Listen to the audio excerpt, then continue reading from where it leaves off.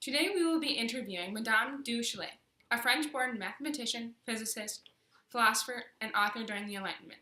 Would you like to start off by telling us a little bit about your career? Yes, of course.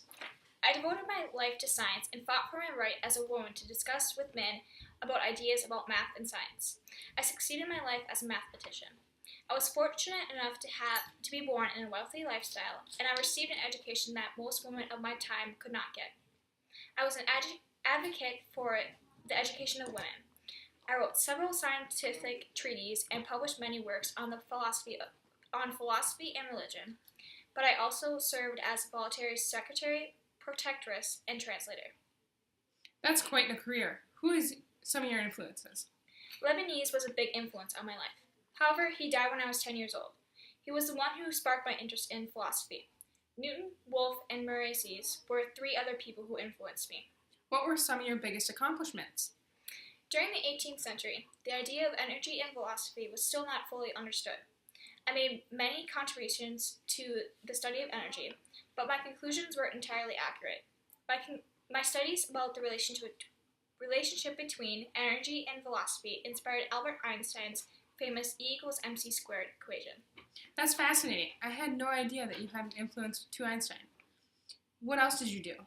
I translated Newton's Principia Mathematica.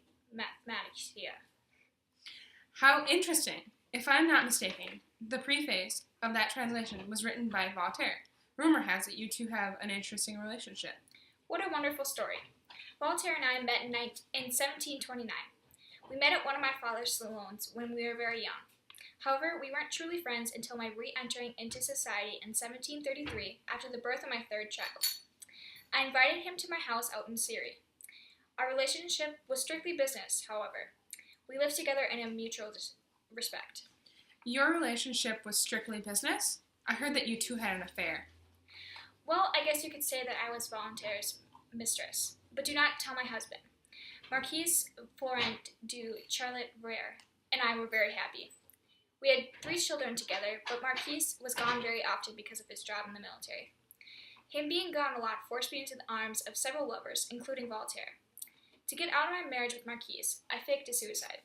Speaking of relationships, what's the deal with you and John Locke? What do you think about him? Yes, I criticize Locke's empiricist philosophy.